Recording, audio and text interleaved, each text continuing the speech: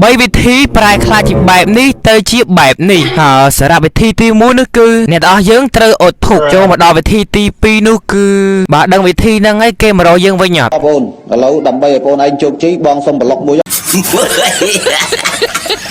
ណែកុំតន់និយាយលេងតើដល់សិតតែផនបរោះភីងអាចដកក្បាលគោបានឯខ្វះតែ40ទៀតទេឥឡូវសួរវេណាគេចង់បានពាក់ឈុតមួយបរោះភីងលុយខាងក្រៅបែបខ្ជូតខាងលើបែបអំណាចលីខ្ជូតឈួតយកមក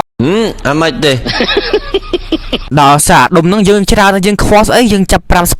ពីកយកហ្មងបរោះភីងដឹងហើយវាឲ្យតែយើងម្ដងទេកាលពីម្សិលមកយើងបានឈុតស្រីដល់ពេលឥឡូវនេះច្បាស់ណាស់វាអត់ឲ្យទៀតទេអញ្ចឹងមានតែយកភ័ណ្ឌវាទេខាញ់អាភ័ណ្ឌហ្នឹងយើងដូរមើលបានតិចនេះឲ្យយើងសង្រេចអេចាំមើលបរោះភីងមាន1000អញ្ចឹងចាំមើលអស់ប្រមាណដើម្បីគ្រប់ភ័ណ្ឌវា40អូអត់តាន់តិចមកលោកអើយល្អបរោះភីងលហៃមិនហ៊ានដូរនេះ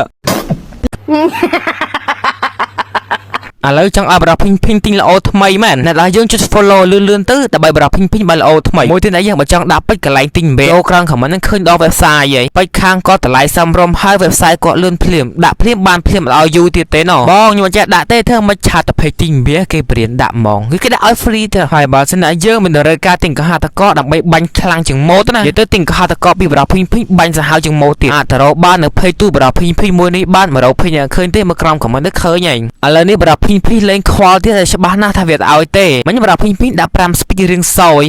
នឹកឃើញថាជួយម្សិលមិញយើងដាក់តែ1ស្ពីកបានឥឡូវស្ដាក់5ស្ពីកសិនព្រោះថា5ស្ពីកនឹងប្រហែលជាបានគ្រប់ល្មមអត់មើលទៅហើយអា5ស្ពីកចុងក្រោយហ្នឹងគឺល្មមតែឲ្យយើងអត់លើសក៏អត់ខ្វះដែរ300កត់យើងក៏អត់គិតច្រើនដែរគឺឈុតក្បាលកោហ្នឹងហើយចេះចាប់ទៅអ្នកទាំងអស់យើងព្រោះថាឈុតក្បាលកោនេះមិនងាយចេញទេឈុតក្បាលកោឈុតនេះល្បីណាស់លើកមុនអស់ច្រើនអ្នកចាប់តែវាមកលើកនេះអស់លឿងតិចចឹងបរោះភីងទៅតែចាប់ហើយមកក្បាលកោនោះល្បីតែក្បាលកោមួយទេប៉ុន្តែឈុតឲ្យក្បាលកោជាមួយទេរឿងក្បាលកោពាក់អីកុំសមមកមើលពាក់មួយបរោះភីងបែបខ្ជូតបែបកាចវ៉ាយឈួតយកមក